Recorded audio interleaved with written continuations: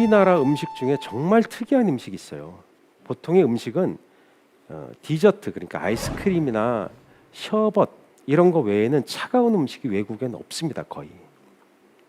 특히 중국인 같은 경우는 물도 한여름에도 더운 물을 마신다고 알려져 있어요. 그리고 제가 유럽에 있었지만 유럽 사람들은 음식에 차가운 게 없어요. 그리고 아주 차가운 음식도 아주 차갑게는 잘 안 먹어요. 거기 기후가 그래서 그래요. 여름에도 건조하기 때문에 막 찬 게 우리처럼 얼음을 왕창 넣고 차게 먹는 문화가 없어요. 근데 우리는 확실히 이 이열치열이란 말 있죠. 이냉치냉, 뭔가 화끈한 걸 좋아해요. 이거 아니면 이거. 양도 결단을 내는 그런 성격이 좀 있는 것 같아요. 그 냉면 그 뚝배기 있죠. 갖다 주면 그 안에서도 식탁에 올라와서도 5분간 끓죠. 버버버 끓는 거. 그 외국인들을 보면 굉장히 충격받아요. 그래서 되게 좋아해요. 어떻게 이런, 그러니까 물론 이상하게 생각한 사람도 있죠. 이거 혀가 디는데 어떻게 먹으래? 우리는 혀가 디어가면서도 막 먹어요. 와 맛있다 그러면서 먹죠. 그런 거를 아니 섭씨 100도 음식을 먹을 수 있는 사람은 세계 우리나라 사람밖에 없어요. 제가 불가능한 일이에요. 80도가 넘어가면 화상을 입거든요. 근데 우린 먹어요. 끝내줘요. 그러니까 설설 끓게 안 주면 맛없다 그래요. 진짜 화끈한 사람들이에요. 반면에 차가운 건 끝까지 차가워요. 음식이 셔베트나 아이스크림이나 얼음이 나오는 건 냉면밖에 없어요. 스페인에 차가운 스프가 있댔는데 그거는 그냥 차가운 거지 얼음처럼 차가운 게 아니에요. 그리고 일상적인 음식이 아닙니다. 여름에 잠깐 먹어요. 그리고 유럽 전체 문화가 아니에요. 스페인 쪽에만 있는 문화. 아주 차가운 게 없어요. 우리는 여름에 아주 엄청 덥고 겨울에 화끈하게 춥고 이래서 뭔가 그런 성격들이 음식에도 그대로 반영이 됩니다. 그래서 냉면이 있어요. 이게 원래 역사에 없었던 음식이죠. 근데 차갑게 먹는 냉면을 먹으면서 우리는 세계에 없는 미각 문화를 완성한 거예요. 그러니까 냉면이라는 게 얼마나 특이하냐면 요새 한류 바람 불어서 한국에 와서 한국 음식 많이 드시잖아요. 근데 냉면은 좋아하는 음식에도 들어가는데 외국인들 설문조 싫어하는 음식에도 들어가요. 이해를 못하는 거예요. 왜 음식이 이렇게 차갑지? 왜 평냉이란 말 들어보셨죠? 냉부심 이런 거 들어봤죠? 냉면에 대한 자부심. 야 냉면은 슴슴하게 시고 달지 않게 그냥 먹어야 돼. 이렇게 얘기하는 분들이 있어요. 그러면서 평양냉면 붐이 재작년, 작년, 올해 크게 불었습니다. 이런 냉면 문화가 계속 퍼져나가는데 이 냉면은 시작된 지가 꽤 됐어요. 그래서 중세 이후에 어떤 문헌에도 나오기 시작합니다. 왜 그렇게 냉면을 좋아했을까? 그러니까 메밀로 만든 냉면을 좋아했는데 밀이 우리나라 농사가 잘 안 됐어요. 생각보다. 주로 메밀 농사가 잘 됐어요. 또 구황작물로 메밀은 여름에 뭘 갈아엎고 메밀을 뿌려도 늦가을에 수확을 할 수가 있어요. 이효석의 메밀꽃 필 무렵이라는 꽃이 피는 시기가 몇 월 달입니까? 가을이죠? 네, 그때요.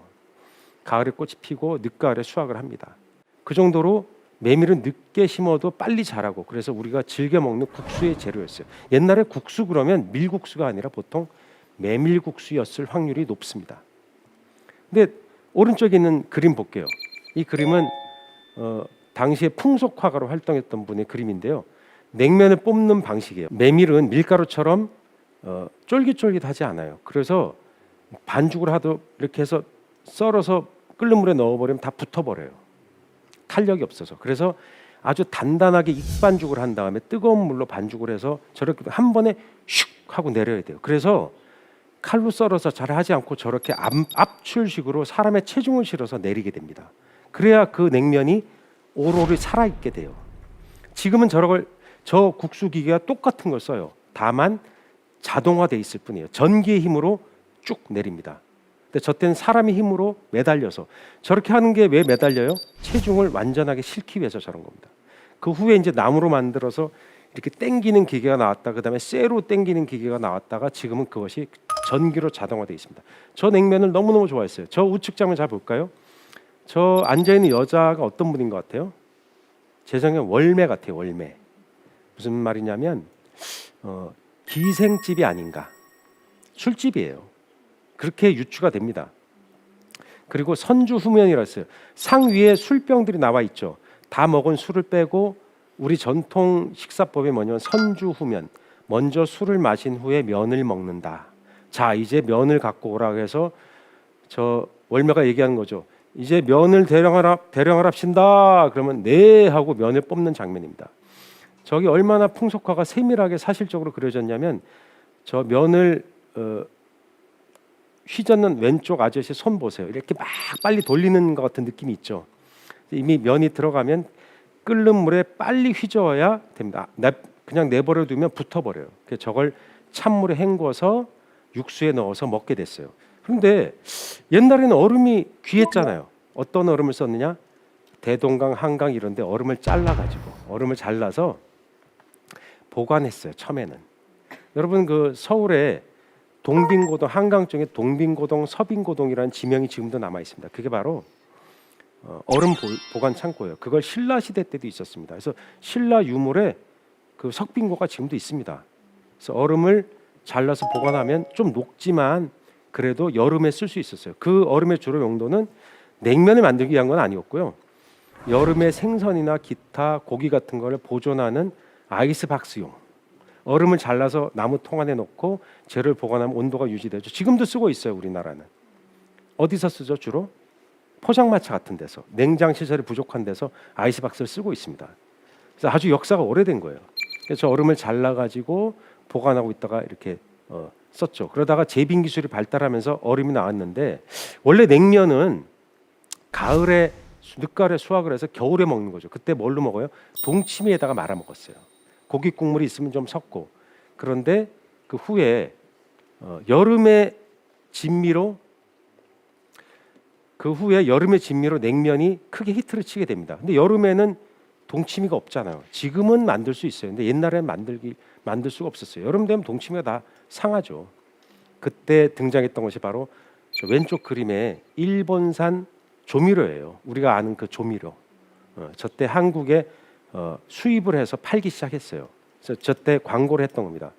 자유자재 제목이. 이것만 있으면 무엇이든 잘 만들 수 있다. 그래서 고기 국물을 내고 거기에 이것을 좀 섞었더니 굉장히 맛이 있다는 거죠. 그래서 인공 조미료의 대인기 시대가 도래합니다. 그 우측에 보이는 국산 조미료의 시대가 도래하죠. 이렇게 만들어졌고요. 새로운 회사가 등장해서 서로 경쟁도 하게 됩니다. 그래서 경품도 제공해요. 후발 회사에서 이걸 한 봉지 사면 쇠타를 줬어요. 쇠타. 그 당시에 쇠타가 얼마나 귀한 거예요. 그랬더니 경쟁에서 야, 안 되겠다. 우리는 순금 반지 주자. 그래서 순금 반지까지 줬던 거예요. 그래서 이런 조미료의 경쟁 시대를 거쳐오면서 지금 한식의 조미료가 갖는 위상이 결정이 된 겁니다.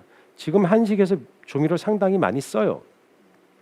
집에서는 잘 안 쓰는데 주로 이제 업소 음식, 그다음에 단체 급식하거나 그다음에 가공식품 이런 것들에는 조미료가 많이 꽤 들어갑니다. 그래서 우리들이 여전히 많이 먹고 한식의 특징 중에 하나다라고 얘기할 수 있죠. 그것이 옳고 그르냐의 문제는 나중 문제고 우리는 일단 먹고 있다라고 볼 수 있습니다.